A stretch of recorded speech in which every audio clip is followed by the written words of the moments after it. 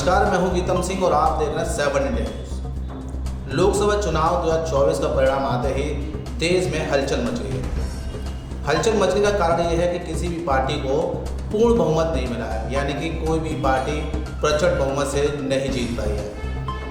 इसी बात की चर्चा करने के लिए हमारे साथ हैं पूर्व IAS डॉक्टर चंद्रपाल जी। चंद्रपाल जी चुनाव भी लड़े हैं आदर्श समाज पार्टी से, उनकी खुद की आदर्श समाज पार्टी है, वो राष्ट्रीय अध्यक्ष हैं। तो इस नाते ये पूरी जानकारी रखते हैं चंद्रपाल जी, जो चुनाव हुआ वो किस तरह का पूरा चुनाव देखने को मिला? भाई मैं तो आजकल करता हूँ कि हम लोग इतने चुनाव लड़ चुके हैं। 91 से बेटे का 91 से चुनाव हमारी धर्मपत्नी 3-4 चुनाव लड़ी और आप अपने आप टेलीफोन कर करके बुलाते थे, माननीय सिंह यादव को, कभी अमर सिंह को मास कर रहे हैं, चंद्रपाल साहब को मैसेज करेंगे और वो मने कर रही हैं। फिर ये अनुभव रहा कि हर जगह लास्ट मोमेंट हार जाते थे तो बताते थे कि वो बैलेट बॉक्स होते थे ना, उनमें धम स्टेप लगा के लोग भर जाते थे, चले जाते थे। तो छोटे छोटे वोटों से हार गए। एक बार पहली बार तो PP सिंह साहब ने कह दिया कि हम लड़ाएंगे, तो सब बच्चों ने कह दिया लड़, वो भी लड़े। और उनका अनुभव से ये महसूस हुआ कि ये इलेक्शन बड़ा बायाद है और वो बहुत पीछे पड़ गए कि कोई इलेक्शन नहीं लड़ना, क्योंकि ये सब दो तीन बातों पर स्पष्ट दिखाई देता है। एक तो भ्रष्टाचार जिसका क्या है, जिसके पास पैसे हैं, या तो चाहे वो, और दूसरा चाहे बाहुबल हो, इसके पास बहुत से गुंडे बदमाश है, पालू है, उसके खिलाते रहते हैं, उनके पास है ताकत है। तो ये बात तो ये है। और धनबल बाहुबल के अलावा व्यवहार बहुत जरूरी है। व्यवहार में मतलब ये वाला व्यवहार नहीं कि बहुत ऊंची बातें करो, हाँ वो नहीं जरूरत है। जनता व्यवहार देखती है कि आपको लगता है जनता व्यवहार जनता व्यवहार देखती है, क्योंकि वो पहला कंडीशन उनके लिए वही है, धनबल जिसके पास धन है वो पहले तो उन्हें बोलने लायक बनाती है ना जनता, कि भाई वो रुपया मिल गया तो फिर बोलना शुरू करते हैं। वो उनके दलाल टाइप का मैं समझता हूँ, सिस्टम में दलाल बैठे हैं, क्योंकि इतने सालों के अनुभव से हम इस निष्कर्ष पर पहुँचे हैं कि हमने इतने पर्सनली जा के हर इलेक्शन में पर्सनली जा के नमस्कार करते हुए हाथ जोड़ के उनसे प्रार्थना की है और बड़े तारीफ करते थे, अरे साहब आपसे बढ़िया तो कोई हो ही नहीं सकता, आपसे बढ़िया कोई आया एजुकेशन में नहीं है, आप MSc हैं, PhD हैं, DLED हैं, और आपने इतना काम किया है, सभी लोग जानते हैं, गरीबों के लिए, हर सर्व समाज के लिए, पिछड़ों के लिए, दलितों के लिए, सब लोगों के लिए। कोई ऐसा नहीं है जो आज सारी पार्टियां चिल्ला रही हैं, वो चंद्रपाल एज एन ऑफिसर और एज ए नेता और इस बात को कर चुका है। तो महसूस होता है, फिर भी हम इतने कम से कम वोट आते हैं, वो सोच लेते हैं कि इनको नहीं आने देना। तो स्टार्ट होता है नॉमिनेशन से। नॉमिनेशन में चाहे आप सावधानी बरत के जाते थे और हमें डर लगता था कि ये सब से सब कहीं ना कहीं कोई काम कर रहे हैं और ये पर्चा कैंसिल करा देंगे। तो खैर पर्चा तो कैंसिल नहीं करा पाए, मगर यहाँ पर आगरा का ये अनुभव रहा कि जो आदमी जात जो था बघेल, जो गडरिया जात का था SP सिंह बघेल, उसने पर्चा भरा पिछले उसमें 1949 में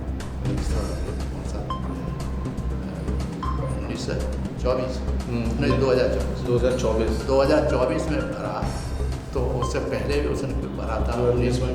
तो उसी रास्ते पे कह के तहसीलदार से बुलाया और कहा ये सर्टिफिकेट हमने ही जारी किया, बस ये नहीं कहा कि ये सर्टिफिकेट शिवकाश का नहीं है, ये बैकवर्ड का है, ऐसे 4 बार लड़ चुका है, मगर वो कुछ नहीं क्वेश्चन करेंगे, बस क्योंकि दबाव पहले से बढ़ा दिया जाता है और पहले से दबाव बन गया एडमिनिस्ट्रेशन पे, तो बस वही भाषा बोलता है कि साहब ये तहसीलदार ने सर्टिफाई कर दिया और इसलिए हमें ये नहीं जाना है कि साहब ये क्यों कैसे जारी हुआ, क्या फर्जी है क्या नहीं है, हमसे मतलब नहीं है। तो इस तरह से पहला ही इलेक्शन हो गया। और पहला इलेक्शन जब हुआ यहाँ इस इलेक्शन से पहले, इस इलेक्शन जैसे ही हुआ तो ये महसूस हुआ कि इससे अब कुछ नहीं होगा। तो फिर हाई कोर्ट में भी पिटीशन करने गए, तो वहाँ पता लगा कि जो लोग थे वो पीछे हट गए, हम चले गए दिल्ली और फिर उसका कंटिन्यू हो जात का जो सर्टिफिकेट है सही है कि गलत है, इसकी जांच करने के लिए कमेटी बना दी। अब तक हो पाया? अब अभी तक जांच इसकी नहीं हो पाई और ये नहीं हो पाई कि सर्टिफिकेट सही है या फर्जी है, क्योंकि इनको कहना सर्टिफिकेट फर्जी है या असली है, ये अभी तक SP सिंह बघेल के सर्टिफिकेट की जाँच नहीं हो पाई है। चुनाव इस समय धन बल का हो गया है। कोई भी जनता ये नहीं चाहती कि कोई गरीब व्यक्ति, ईमानदार व्यक्ति, योग्य व्यक्ति, पढ़ा लिखा व्यक्ति संसद पहुँचे, विधानसभा में पहुँचे। और चुनाव चंद्रपाल जी के हिसाब से धनबल का है। जो धनबल है, जिस पर ताकत है, वही चुनाव लड़ रहा है, चाहे वो सही है चाहे गलत। निर्वाचन आयोग भी नहीं देखता और प्रशासन भी नहीं देखता। लेकिन चंद्रपाल जी, मैं एक और सवाल पूछना चाहूँगा आपसे कि पूरा देश का चुनाव मोदी के चेहरे पर लड़ा गया। मोदी जी ने 400 पार का नारा दिया, लेकिन भाजपा को मात्र 240 सीटें मिली। क्या मानते हैं मोदी जी की हार है या भाजपा की हार है? देखिए, इस सारा का सारा सिस्टम की हार है। सिस्टम जो है पॉपुलरिटी गेन करने के लिए लोग अनाप शनाप पैसा खर्च करते हैं। हर पार्टी ने ये जो बने थे, फंड बना था ना, तो वो फंड के माध्यम से रुपया मिलता है हर पार्टी को। बड़ी बड़ी पार्टियाँ, उन्हें पैसा मिलता है, इलेक्टोरल बॉन्ड जिसे कहते हैं। ये वो है जो धनाढ़ लोग जो हैं पैसा बॉन्ड खरीदते हैं, और इसलिए क्योंकि उनको काम उनसे लेना है। और वो बॉन्ड के बारे में मालूम नहीं होना चाहिए। ये सब ने पता चल गया तो कि धनबल कहाँ से आता है, ड्रॉप बॉन्ड से आता है। तो ये चुनाव सुधार की बात करी गई थी, कोई चुनाव सुधार नहीं आया। हमारे प्रधानमंत्री जी का इस तरह से रैलियों में भाग लेना, हम तो इतने बड़ी उम्र के हो गए, अब 76 साल के हो गए, मगर हमने कभी ये नहीं देखा था कि कोई प्राइम मिनिस्टर इतने चक्कर लगाएं, इतने करें। और वो बात एक ही करते थे, वही बात है। बहुत अच्छा सुंदर भाषण, बड़े लच्छेदार भाषण, हर एक और सामाजिक समस्याओं के बारे में भाषण बहुत अच्छा लगता था। मुझे जैसे आदमी अप्रिशिएट करता था। मगर कभी कभी वो पार को क्रॉस कर जाते, लिमिट क्रॉस कर जाते हैं। जैसे कह दिया 400 पार है, तो ये समझते थे लोग कि 400 तो हो गया, अब तो कुछ करना ही नहीं है। तो 400 पार वाली बात इनको कई बार दोहराई, और 4 बार बन के ये जो है इस चक्कर में सब जनता इनको रिजेक्ट कर देगी। और वो वास्तविकता आई, रिजेक्ट कर दिया। अब जो इस समय है वो ऐसी स्थिति में है कि जो कहते थे 400 पार, अब रह गए वहाँ जितने भी रह गए बहुत ही कम है, 230 और सीट मिली है। तो ये बड़े दुख की बात है, क्योंकि इतने पॉपुलर प्राइम मिनिस्टर जो सारे संसार में जाने जा रहे हैं, और उनको इतने वोट मिले और उनके कहने के बावजूद, तो मुझे तो लगता है कि बहुत बड़ी जनता के ऊपर एक तरह के वोट है कि उन्होंने वोट क्यों नहीं दिया। ऐसे अच्छे प्राइम मिनिस्टर थे और अल्टीमेटली इतने रह गए। तो प्राइम मिनिस्टर साहब को भी सोचना चाहिए, अब बहुत हो गया। उन्होंने 3-4 साल वहाँ उसमें गुजरात में मिनिस्टरी करी, उसके वहाँ से नाम कमा के आए, यहाँ पर भी कमाया, यहाँ पर भी खूब नाम कमाया, सब कुछ है। मानवीय उनके जो व्यवहार है बहुत अच्छे हैं। मगर लास्ट में वो विकास कभी शब्द गाली का भी निकालते हैं। तो वो गाली का प्राइम मिनिस्टर के मुँह से गाली का शब्द निकालना कोई अच्छी बात नहीं है। जनता ये छोटी छोटी बातें देखती है, मैं समझता हूँ। तो ये जो प्राइम मिनिस्टर साहब को पहले तो अब उनको स्वीकार ही नहीं करना चाहिए था कि हम सरकार बनाएंगे। ठीक है, तो सरकार बनाना जो है, और इनके लिए क्रेडिबिलिटी उनकी कम करने की बात है। ठीक है, सरकार नहीं बनानी चाहिए प्रधानमंत्री जी को, क्योंकि उनकी क्रेडिबिलिटी बहुत कम हुई है। 400 पार का नारा उन्होंने दिया था, मोदी जी की गारंटी थी कि 400 पार आएंगे, लेकिन 400 पार तो नहीं आए। जनता ने उन्हें पूर्ण बहुमत ने दिया, 240 सीट पर सिमट कर भाजपा, मोदी सरकार रह गई, प्रधानमंत्री रह गए। चंद्रपाल जी का कहना यह है कि जो प्रधानमंत्री हैं उनका जो बड़बोलापन था, जो उनका एक तरह से कहते हैं कि वो बहुत ज़्यादा भूल जाना, ओवर कॉन्फिडेंस में बात कर देना, वो कहीं ना कहीं उनको नुकसान देखना पड़ा। मोदी जी को अब यही विराम लेना चाहिए, क्योंकि उन्होंने बहुत नाम कमा लिया है। कई बार चीफ मिनिस्टर रहे, 2 बार प्रधानमंत्री रहे, तो कहीं ना कहीं मोदी जी की क्रेडिबिलिटी जो जनता ने कराई है, उसके नैतिकता को देखते हुए अब उन्हें प्रधानमंत्री नहीं बनना चाहिए। लेकिन एक और सवाल हम पूछना चाहेंगे, एक और बड़ी क्या कहते हैं समाचार निकल के आया कि जो मायावती थी बसपा की मुखिया, वो 0 पर आ गए। उन्होंने भी बहुत ज़्यादा दम भरा था, हम अकेले दम पर चुनाव लड़ देंगे, और वो 0 पर आकर खड़ी हो गई। क्या कारण है इसका?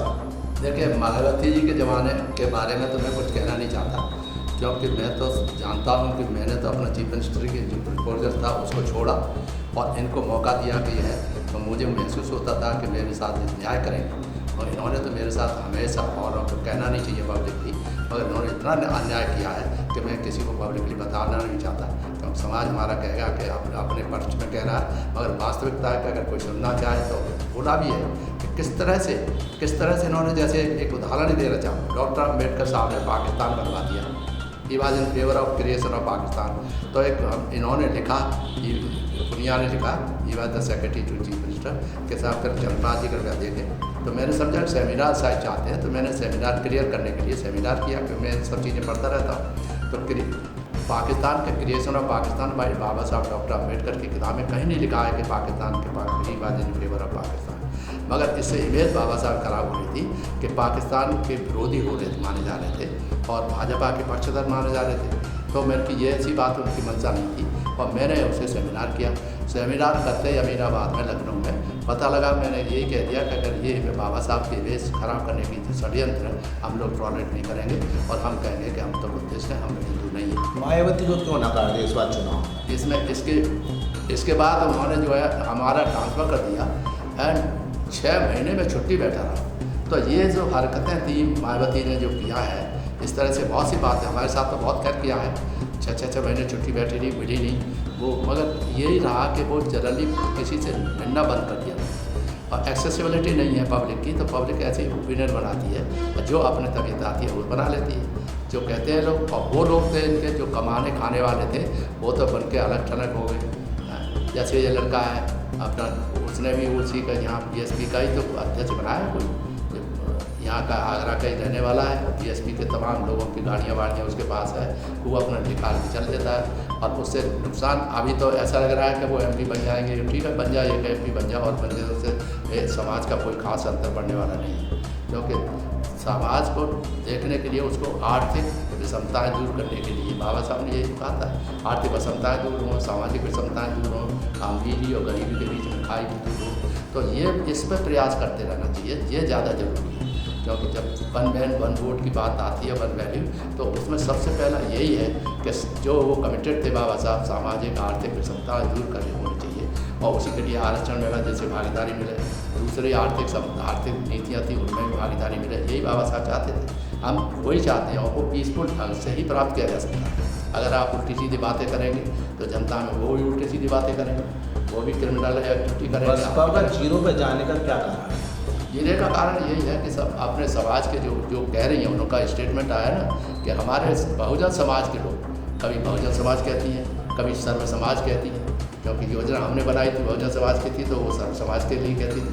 जैसी हमने कहा डॉक्टर अम्बेडकर ग्राम योजना बननी चाहिए, तो उसको डॉक्टर अम्बेडकर का नाम हटा के उन्होंने सर्व समाज ग्राम योजना बना दी। तो ऐसे धीरे धीरे ये इनके ख्याति खत्म हुई, और ख्याति खत्म होने लगा, दूसरे जात के लोग अट्रैक्ट होने लगे, ब्राह्मण आ गए।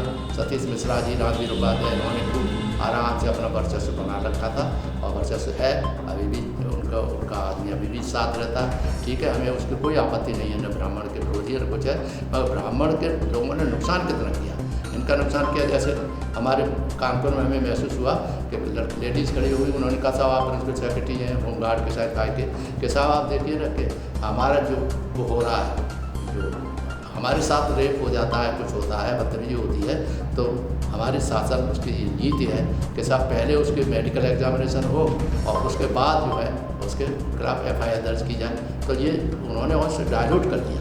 तो इसलिए सुल्काश के कोई पीटता रहे, मारता रहे, कुछ नहीं, कुछ सुनता ही नहीं था। मुझे मालूम है, मेरे साथ आते थे, मैं कहता भाई मैं टेलीफोन कर देता हूँ SSP से कुछ करके, मगर वास्तविकता यह है कि धीरे धीरे ऐसी बात करके ख़त्म होती गई। स्कॉलरशिप था, ITI पूरी थी 84, उन्होंने एक भी दिन ये नहीं पूछा कि हमारे लड़कों के लिए ITI क्या है, जबकि उसमें 75% हमने निश्चित किया था कि 75% से ITI करना चाहिए। एंड जो भी अम्बेडकर ग्राम योजना बनी थी, उसमें वो बाकायदा भवन थे अच्छे से, करीब 40,000 गाँवों में ऐसे थे जो बच्चे तैयार हो रहे थे। तो कितनी बड़ी बात थी, उसको धीरे धीरे ख़त्म कर दिया। ये रिटायरमेंट हुआ, मतलब कंपल्सरी रिटायर कर दिए गए जो प्रमोटेड थे। मायावती का जीरो पे जाने का कारण ये है कि उनकी विचारधारा से वो कहीं ना कहीं भटक गई हैं। बहुजन की बात करने के साथ साथ बसपा सत्ता में आई, लेकिन बहुजनों की बात करने के साथ साथ उन्होंने सर्वजन हिताय की बात की। सर्वजन हिताय की बात करते वो बहुजनों को भूल गई और दलितों को भूल गई। जिस तरह चंद्रपाल जी का कहना है कि बसपा सरकार में भी दलितों पर अत्याचार हुए, लेकिन उनकी कोई नहीं सुनी गई। कई ऐसी योजनाएं दलितों के लिए, बहुजनों के लिए बनाई गई, लेकिन उनको कहीं ना कहीं उन्हें ध्यान नहीं दिया गया और यही कारण है कि दलित बहुजन बसपा से छिटकता गया और आज ये स्थिति आ गई कि दलितों ने बहुजनों ने बसपा को नकार दिया और लोकसभा चुनाव में आज बसपा 0 पर खड़ी है। लेकिन हम एक और सवाल आपसे पूछना चाहेंगे, आप लंबे समय से चुनाव लड़ रहे हैं, आदर्श समाज पार्टी से चुनाव लड़ रहे हैं, अब भविष्य में आपका क्या योजना रहेगी कि आगे आपका क्या करना है? नहीं, मैं तो क्वेश्चन आपसे पूछना चाहूँगा, क्या अब इससे ज़्यादा भी और कोई योग्यता की ज़रूरत है? MSc PhD DLED योग्यता नहीं, कोई नकार, कोई मतलब नहीं है। 4 बार इलेक्शन हार चुके हैं, तो महसूस होता है मैं किस मुँह से कहूँ कि जी बहुत अच्छा है, इस तरह से लड़ेंगे। दूसरा, हमारे जो योजनाओं के संबंध है, सरकारी नौकरी जब से शुरू की वो, और प्लस अदरवाइज ऑल्सो जब हम रिटायर सर्विस में आए थे, लेक्चरर बने थे, तो फ्री हम कोचिंग टाइप के अपने बच्चों को देते थे, गरीब बच्चों को। क्योंकि हमारे दिल में दर्द था, हम विधवा माँ के बेटे थे, खेत करते थे, अपने हाथ से करते थे, तो सारी समस्याएं हमने बनाई और सारी समस्याओं की योजना बनाई। मैं दूसरा जन्म रख दूँ तो मैं समझता हूँ इतनी योजना नहीं बना सकता। अब आगे की योजना क्या रहेगी आपकी? क्या आगरा धीरे धीरे आप बनाने दीजिए ना, आगे की योजना तो अचानक पैदा होगी सोच के, ऐसे अनुभव के आधार पर। अब मैं ये सोचने लगा हूँ कि माननीय नरेंद्र मोदी जैसा कौन मेहनत कर सकता है, कौन प्रचार कर सकता है, कौन धन इतना ला सकता है, कौन उसका वो थे कि कोई कहते हैं जो कुछ है मैं ही हूँ, हाँ, जो जिसमें कि ईगो कॉन्फिडेंस टपकता है, जनता मानती थी। अब आज उनकी कॉन्फिडेंस होगा, वो भाषण देंगे, मैं तो बिल्कुल कॉन्फिडेंस में हूँ। मगर कभी कभी माँ के नाम से रोने लगते हैं और रोए हैं कि मेरी माँ को गाली दी। अरे किसके आधार पर दी? जात के आधार पर दी। तो आप जात के आधार पर जातीयता क्यों नहीं खत्म करते? आप प्राइम मिनिस्टर रहे हैं, इतने बार चीफ मिनिस्टर रहे हैं, मगर आपको एक असेंबली में, पार्लियामेंट में बिल लाने में क्या परेशानी है? यानी हम तो तभी हमने कहे कि जब आपको गाली लगती है जात के आधार पर, हम तो हज़ारों वर्षों से गाली ही खाते रहे। दलित ने और सूत्रों के फलाने ठिकाने कोई अधिकार ही नहीं था। अब अधिकार मिलने लगे तो उसे काटने लगे, रिजर्वेशन के माध्यम से कुछ हिस्सेदारी हो रही है तो उसे चाह रहे हैं निजीकरण कर दिया जाए, ख़त्म कर दिया जाए, और इससे ये वहीं रहें जहाँ पर ये पहले भीख मांगते थे, अब भीख न मांग करके सरकारी भीख से अपना काम चलाते रहे। ये तो कोई अच्छी बात नहीं है। तो इसलिए ये माननीय उन्होंने जब कह दिया प्राइम मिनिस्टर ने, तो हमें तो ये महसूस होता है कि हम उनसे भी हमने कहा था कि अगर है, उन्होंने हमें बुला करके पूछा, कहा था, उन्होंने कहा था आप इनके साथ आ जाओ तो इनका भला होगी। तो वो सब कुछ है, सब कुछ उन्हीं का है। अनाथियों के लिए कोई योजना बन रही है, उन लोगों के साथ गरीब या जास्ती शोषित लोगों के साथ न्याय नहीं हो पा रहा है। हालांकि प्राइम मिनिस्टर बड़ी कोशिश कर रहे हैं। तो ये बात शायद सुन ली होगी, क्या होगी, फ़ौरन ही वहाँ से टेलीफोन आया और वहाँ से हमको कह दिया कि you will become more positive. मैं जैसा बोलता हूँ वही बोला हूँ, उनके विरुद्ध कभी नाम से नहीं बोला, मगर जो उनकी योजना है, क्योंकि मैं योजना का प्रिंसिपल एडवाइज़र रहा हूँ और प्राइम मिनिस्टर भी आते थे तो उसमें मीटिंग में, तो उनको मालूम है कि चंदपाल क्या है, इसीलिए उन्होंने बुलाया होगा कि शायद समझ ले। तो मैंने कहा मैं तो हमेशा कंस्ट्रक्टिव ओपिनियन देता हूँ, कभी नेगेटिव नहीं बोलता। फिर भी मैं अगर ऐसी बात हो हुई तो मैं कोशिश करूँगा कि आप अपने की भावनाओं को नियंत्रण रखूँ और माननीय प्रधानमंत्री के ध्यान में रखूँ कि उनके बेइज्जती का था तो बेइज्जती न हो। ये काफ़ी प्रयास किया कि उनके जो सर्टिफिकेट हैं वो फर्जी साबित हों, लेकिन नहीं हो पाए। अब क्या आगे आप करेंगे?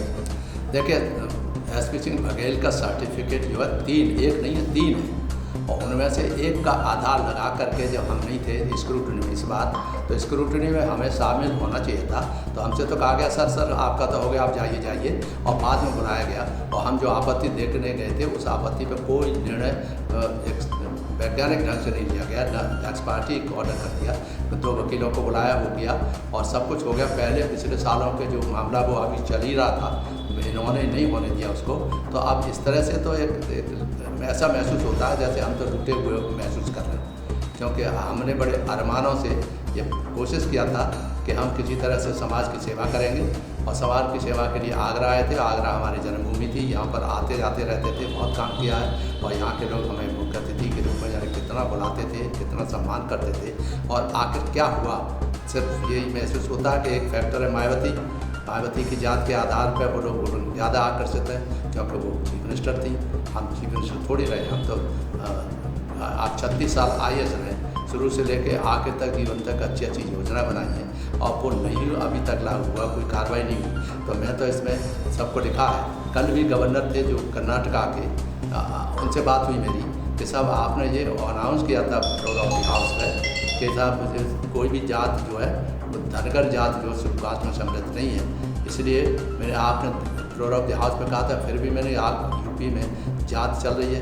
किशन पाल जी, अब वो मामला तो पुराना हो गया, उससे मुझे कोई लेना देना नहीं है, मैं तो अब गवर्नर हूँ, ये उन्होंने टाल दिया। अब यहाँ पर जब उनको मालूम है कि क्या हुआ, क्या कारण है, यहाँ बहुत ऊंची लेवल का कोई न कोई दबाव डाला जा रहा है, जिससे कि वो धनगर बनी रहे। और से धनगर नाम से जाति सर्टिफिकेट फर्जी है, वो हज़ारों दिए गए हैं और शिवकाश के लोगों को बहुत बड़ा आयत है। और आगरा के जो जाटव वीर बनते घूम रहे हैं वो भी कुछ नहीं कर पाए, वो कभी कहते ही नहीं, कोई इंटरेस्ट नहीं ले रहे। ये बड़े दुख की बात है। तो ये अभी तक नहीं हुआ है, मैं इसको फॉलो करूँगा। ये बात सही है कि अकेला मैं ही नहीं हूँ। जब मुझे महसूस होता है कि मेरा कुछ नहीं, तो मैंने तो इलेक्शन में बाइकाट ही कर दिया था एक तरह का। मैं फिर गया इधर दिखाने के लिए और आगरा से बाहर नहीं गया, मगर ये लोगों में कोई भी गाँवों में नहीं गया, मगर इतने लाखों वोट मिले हैं। तो मुझे आश्चर्य होता है कि इसका मतलब धीरे समझे कि ये दलालों के बीच की दलालों की नगरी है। अब किस तरह की लड़ाई आपकी रहेगी? अब यह है हमारे हाथ में जो होगा वो करेंगे। हम वो जो है आंदोलनकारी तो नहीं है, न आंदोलन में विश्वास करते हैं। बाबा साहब के नाम से बुद्धिमत्ता का रूप में प्रयोग करते हुए हम लिखेंगे जरूर, चाहे उसमें कोई नाराज़ हो, चाहे प्राइम मिनिस्टर नाराज़ हो, चाहे कोई नाराज़ हो, हमें कोई चिंता नहीं उस मामले में, क्योंकि वो जो गलत काम है वो गलत काम जीवन में नहीं होने दिया है। और उसके वजह से हमें बहुत कष्ट भी हुए, परेशान भी किया गया।